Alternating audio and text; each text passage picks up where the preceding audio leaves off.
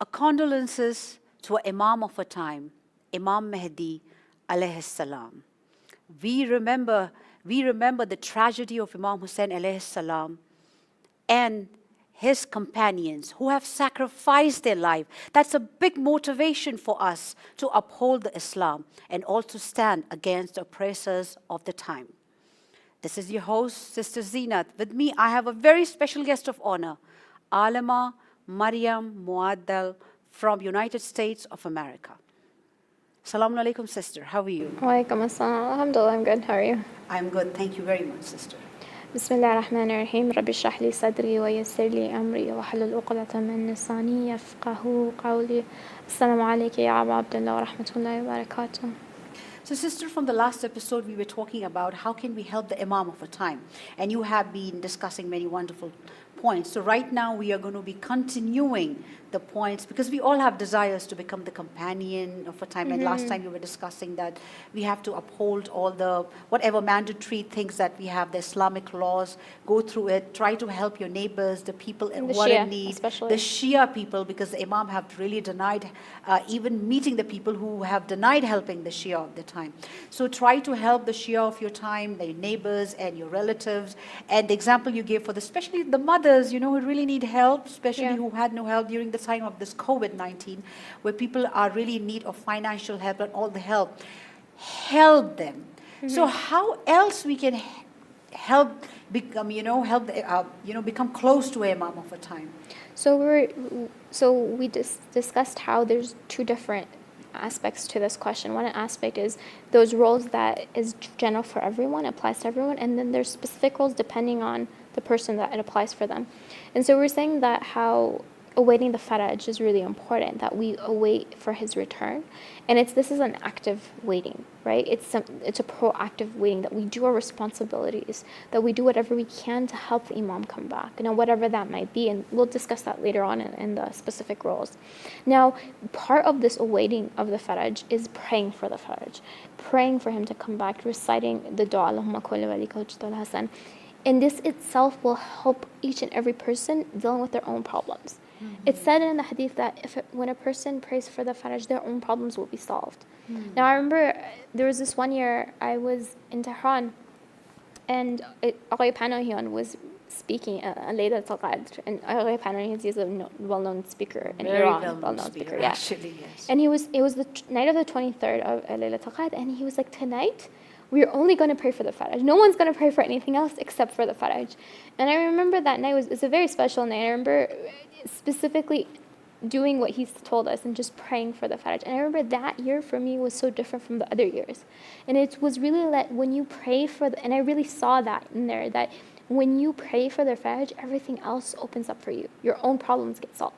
Because in the faraj in itself, your own issues, your own problems will be resolved. And I think, so it has also a personal aspect for us as well. So it will, if you have a problem, I would say pray for the faraj. That in itself will fix it. It's amazing because when you're thinking of the faraj, you're thinking of the Imam you want the Imam to come back, to uphold justice, to help other people, to fight with the tyrants and the oppressors, and so you're wanting something greater.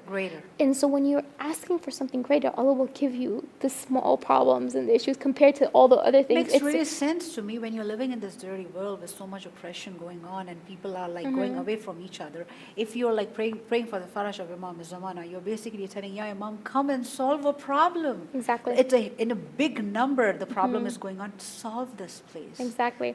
So that's why it's so important, like, that we should pray for the faraj, and it will even help us in our own problems and our own issues. So that's really important. Now, in terms of what can help us become one of the followers of the Imam, one is the aspect of taslim. Now, what does taslim mean? Taslim actually means to surrender. So it's important that we surrender to the Imam, meaning that we're willing to do whatever the Imam wants us to. And you see this with the companions of Abu Abdullah Hussein, that they were willing to do whatever the Imam wanted from them. Whatever it was, they were like, we'll do it. Imam was saying, if you want our money, we'll give you our money. If you want our lives, we will give you your lives. Whatever they want. They were so humble toward the Imam because the Imam is their leader. And they were like, okay, and the Imam was given knowledge by Allah. And they were willing to do whatever that the Imam wanted, because they knew whatever the Imam wanted from them, Allah wanted from them. And they say for the 313 followers of in the time of Mahdi alayhi salam, is that they also have this quality in them, that they're willing to do whatever the Imam wants, they'll do, right? And to be, and this kind of goes back to when we talked about selflessness. Yes. And giving that yourself kind of up for the Imam, this also is part of it, right? That you have the selflessness and you're giving yourself up for the Imam and doing whatever the Imam wants you to. So that's an important aspect for quality internally. Another aspect is also basira. Basira means that it means insight. That the followers of the Imam, they're able to see things in a different perspective. They're able to see things deeper. They're able to see things, they're decipher between haqq and batil. They're able to decipher between the truth and falsehood. They have that perspective. And it's not something, it doesn't come overnight. It takes time. And this happens through worshipping Allah subhanahu wa ta'ala, obeying the Imam, all these things, going through hardships, all these. When you go through these problems, when you do your ibadat, all that, as you cleanse your soul, as these things cleanse your soul, as Allah cleanses your soul, you will start developing this insight. And you're able to see things differently. You're able to see this from a different perspective. And you're able to decipher between what is truth and what is not true. What is haqq, what is batil. You're able to decipher between good and evil. You can be able to see that. And it takes time for that to develop. But when you have that, that's when you're able to do your responsibility. And that's why it's so important. It's not just enough for us to be subservient to the Imam. It's also required of us to actually be able to decipher what the Imam wants from us. Yes, we have to say, oh, Imam, like, we're going to do whatever you want. But if we can't decipher and we don't know what the Imam wants from us, then we can't act upon it. Yes. So, and sometimes people were like, oh, we need to have like a fatwa for the Imam to that we should do this. No, that's not the case. The Imam wants you to be able to decipher what your responsibility it is. And that's something that happens over, that's the whole point of the prayers and the du'as and all that. It's because that Allah will give us this insight through doing those things, this basira. The word ulul absar, the people of basira, exist in the Quran. That these people have insight. They are able to decipher between the truth and falsehood. They are able to decipher what their duty is. And you see the companions of the Imam, of Imam Hussein alayhi salam, they knew that they had to be there at that time of Karbala, that they had to be there with their Imam. That if they leave, they're going to miss out on the opportunity of being with their Imam and being subservient to them. So they had that basir, they had that insight. And it's the same thing with the 313, they have to have that to be able to do what the Imam wants, and without the Imam saying what necessarily needs to be done. So that, and you see this in the qualities of all the followers of the Imams, of the 12 Imams that we have, that they had this quality of being able to have that insight. And the followers that were closer had more of this. So you see the difference between Abu Zar and Salman. Yes. Salman had a higher caliber, because he was closer to Allah subhanahu wa ta'ala. He had more basira, he had more insight. He didn't have to have the Imam tell him between right or wrong as much as Abu Zar did, right? Yeah. So there's different levels of how close we of a companion we can become. And I think we even have an hadith saying of the Imam says, if Abu Zar would come to know what's in the heart of Salman, he would kill him. Yeah. Because he would not understand what's in his heart. So we have to take it from ourselves, personally, that our level of basira, insight, is so less, know. We have to have that kind of insight in us, so that when we make the prayers, open a chest, let us make the companion of the Imam of a time. So we have to be able to do it. Exactly. So that's really important. It's an important quality to ask Allah to give us. But that does happen over time. And that's, again, when we talk about the wajib, doing the wajib, but not staying away from the things that are haram, it's important to do those things because it gives us this basira. It's one of those things that remember I said that the wajibats can create a miracle internally, and that's it, one of the aspects of it is giving us this basira, giving us this insight that we might have not had from before. So with all that said, I just covered all the things that were generals. Now I want to go into the specific roles that we have, and that this is just what it means is like each and every one of us are different. Some of us are female, some of us are male, some of us are small, some of us are older, right? So the duty that each and every one of us will be different depending on who we are. If I want to give a good example, is the day of Ashura. You look, like Hazrat Zainab had one role, right? Before Abu Abdullah got killed, she was the supporter, she was the one who tried to help him. After he becomes shaheed, you see that after he becomes a martyr, you see that her role changes and she becomes like basically the leader in the caravan, right? You see that Abu Fazl Abbas had one role. He was he was the alamdar, like he had the flag. Flag bearer. Ali Akbar had a different role. Each and every companion had a different role, right? The women had a different role, and you see that these roles can change depending on the time. The children have a different role. Each and every one has a different role, and it's important that you are able to decipher what your role is. Again, that goes to the aspect of basir, being able to have that insight to decipher, okay, what is my role? Now, this isn't just for the followers of Imam Hussein. This also applies for us now, that each and every one of us, we all have responsibilities to fulfill, and it depends on what our ability, what is our ability, what we're good at, what do we enjoy doing. For someone who's, for example, a doctor, their responsibility might be to help those Muslims who aren't able to afford having a doctor to see a doctor, right? Yeah. For example, in some communities right now, I think in the West, one of the things like we lack big time is Islamic schools. We don't have enough of them. We don't, and in terms of the quality, also a lot of times we lack in quality. So we need a lot of Muslims to go into educational roles. We need a lot of Muslims to fulfill becoming teachers, right? Principals. We need some Muslims to write books. Yes. Right, we don't have enough English books, especially in our Islamic material. We don't have enough. We need Muslims to go and become counselors, therapists. We need, for example, female Hawza students. We barely have any. Seminary students. Yeah. Seminary students, we barely have any. Like it's a huge thing, and I can tell you on a personal level, even on like just for the Iranians, they don't have enough women who studied on like a long time. Like the first 5-6 years there's a lot of women who study, but after that, within the Iranian community, I'm not even talking about the Western community, they don't have enough. Most of my teachers were men in the higher levels, and so it makes it very difficult when you have a personal question to approach them. And even when you look at the Western students in the houses, for the females, there's not that many. Yeah. And women don't have that support, so that's a huge need.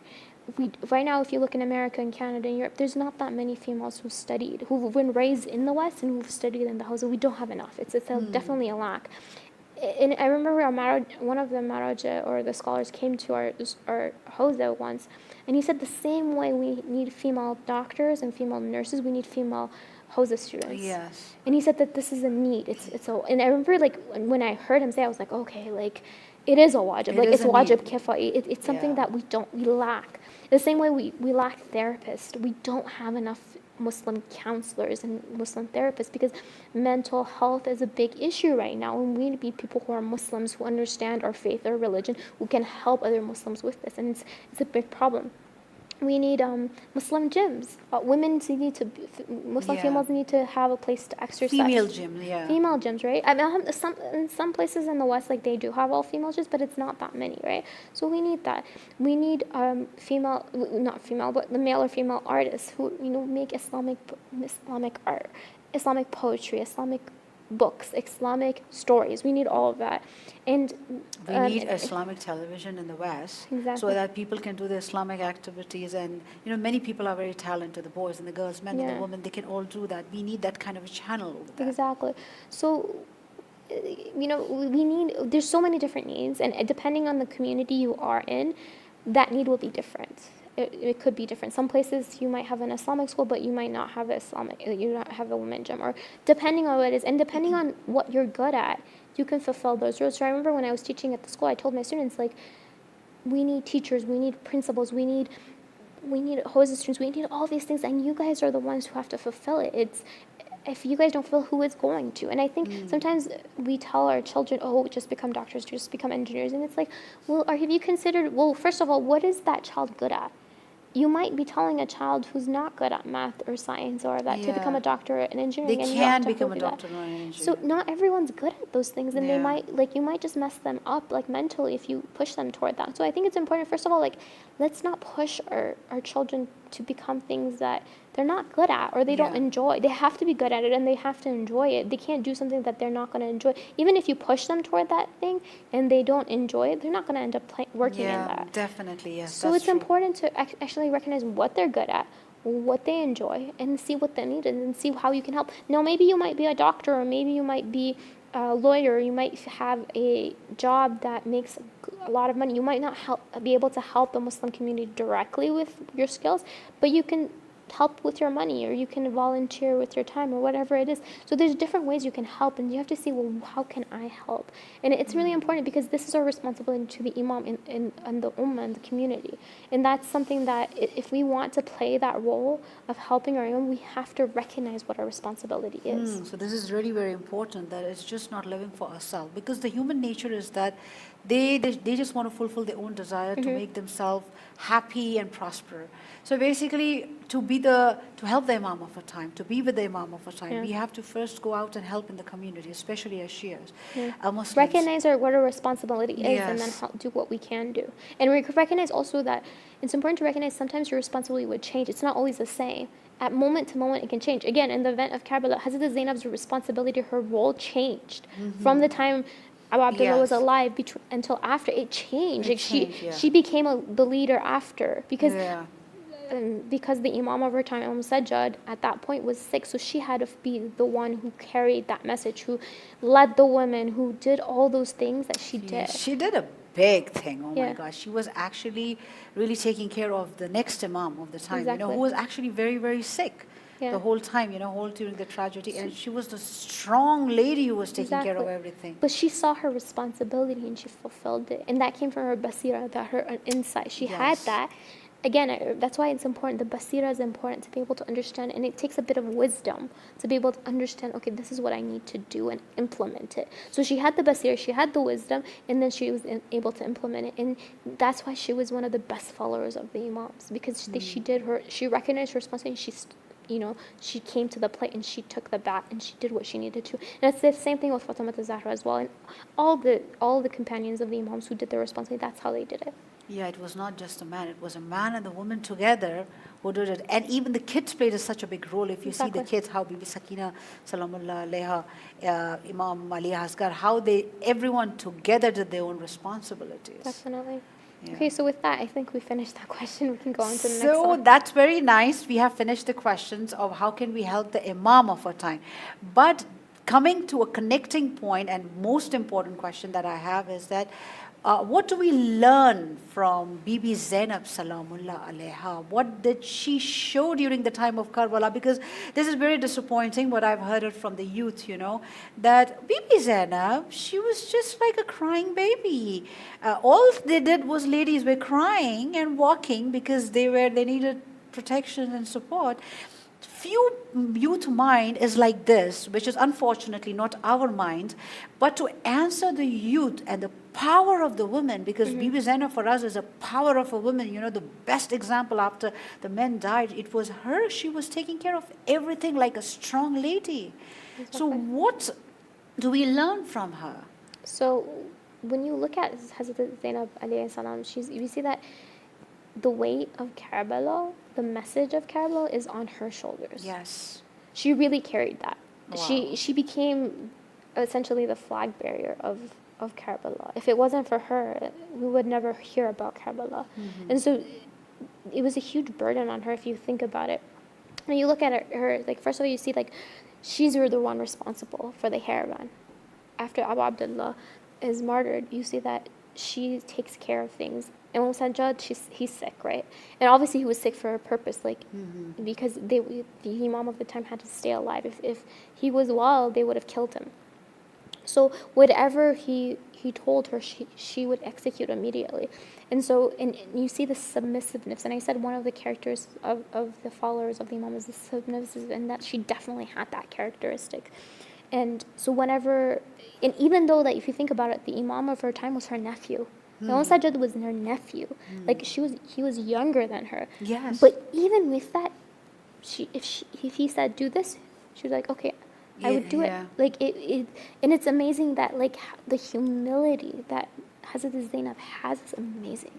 That Yes. it didn't make a difference who the Imam was, if it was Imam Hussein or if it was Imam Sajjad alayhi salam, that she was like, okay, she had that submissiveness. So it's The amazing. insight that she had, that no matter this is my nephew, I am older, I'm the auntie. You have that kind of a feeling usually in the families, but she was not like that. This is the Imam of my time. This is the insight she has, and she is following the Imam of the time. Yeah. So one of the things that we also see from her is that she was extremely brave and bold. Yes. Right? And that she's such a powerful leader, right? You see when the caravan exits from Medina, Imam Hussein is the leader of that caravan. Once the caravan leaves from Karbala toward Kufa and does the journey, she's the leader. So she becomes the head of the whole group, and then she's the one who has to deal with all the women and the children. And when it comes down to the time where the kids and the women have to be mounted up, she's the one who helps mount up everyone. Her and Sakina, I think, if I'm not mistaken. And so she's the one who takes care of the women and the children. And then she plays this phenomenal role when she's talking to Yazid or Ibn Ziyad. She's the one talking to them. She's the one who gives this amazing khutbah. And such a sad khutbah, but it's such an amazing khutbah because she ends up shaking the kingdom of Yazid. Yes.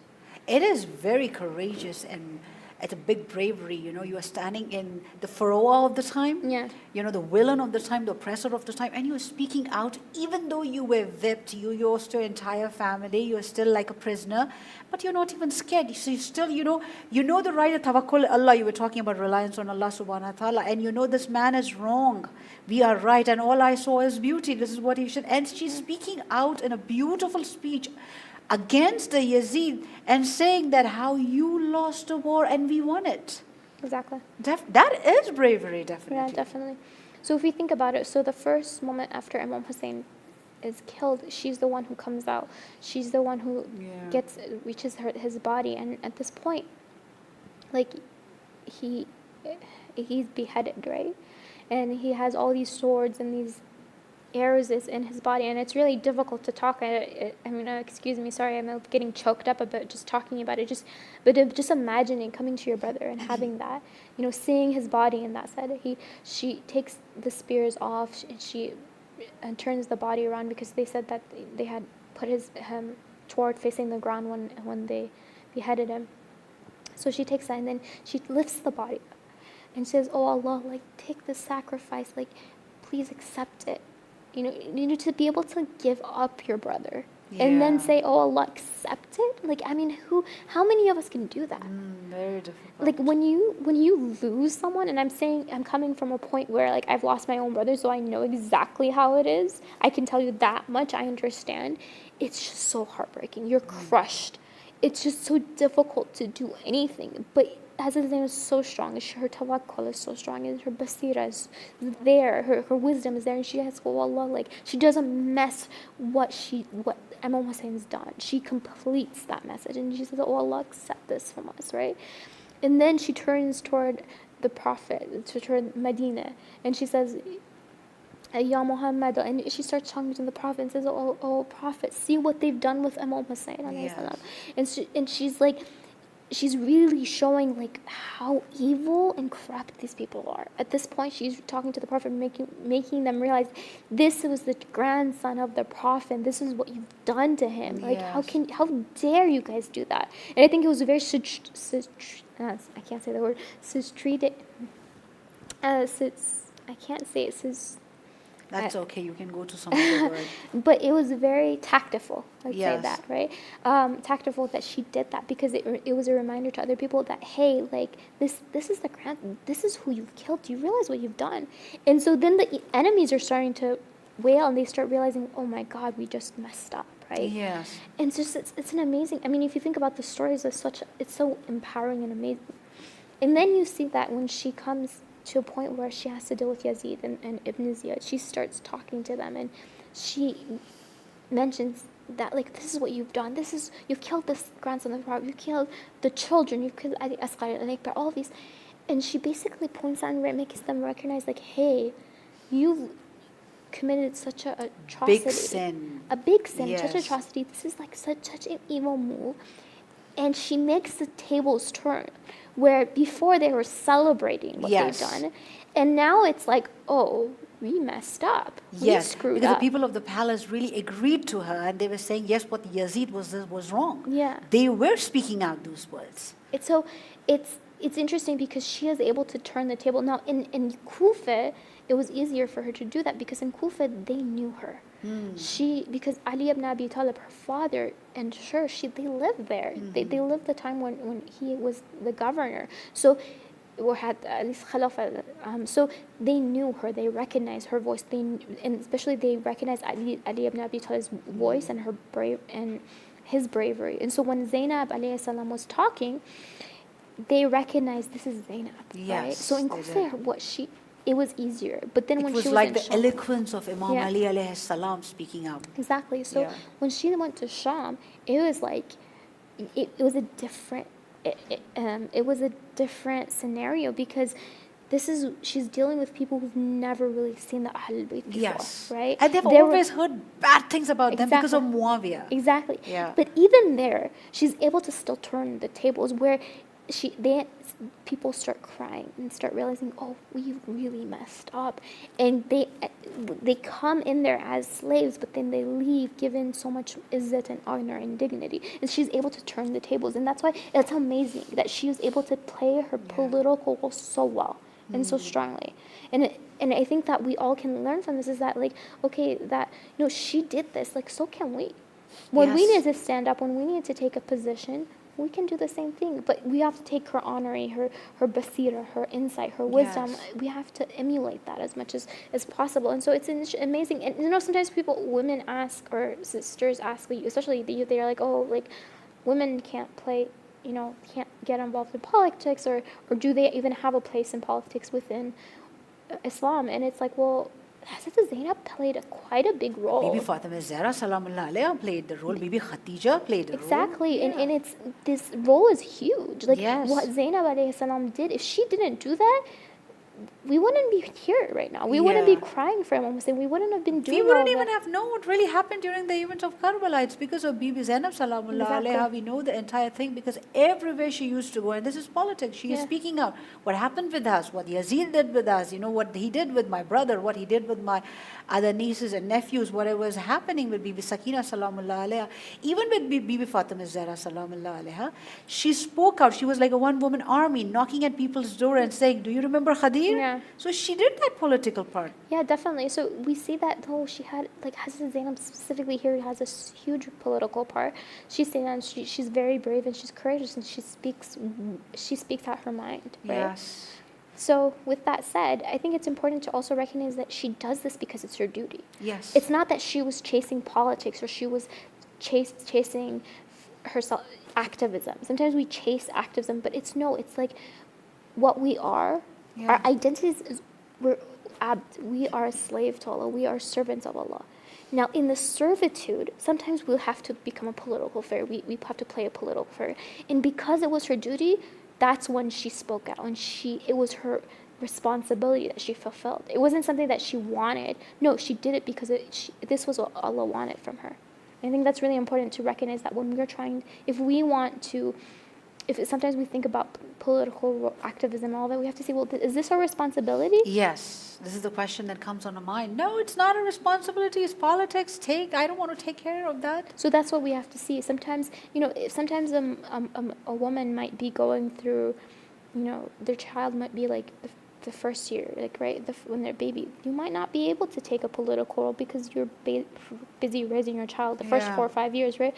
And so your responsibility is different then versus a time where like you need to stand up. So it depends. Again, the time, the place, all of that. Is your husband there? He's not. All of that aspect, and it could be someone who is not married as well as a female, right? So it depends on like what's your place, what you're up to, like what does Allah want from you, and you have to be able to decipher it, and then Bibi Zainab salamullah alayha is a symbol of power of a woman. You know, she was a messenger of the event of Karbala. Exactly. You know, she was so powerful that her bravery and courage and her eloquence of speaking was said compared to Imam Ali alayhi salam. You know, when she was speaking, they used to say, this is the voice, this is like, she sounds like Amir al-Mu'mineen, Imam Yeah. Ali alayhi salam. Definitely because she's the daughter. She's the daughter of Imam Ali alayhi salam. And she got this from her mother, Bibi Fatima Zahra salamullah alayha, who was fighting for a right of her imamat from Imam Ali alayhi salam, knocking at the door, and even came to protect the imam of her time, and how she got head up again. And definitely they got it from Bibi Khadija salamullah alayha. So definitely Bibi Zainab is like the most powerful lady who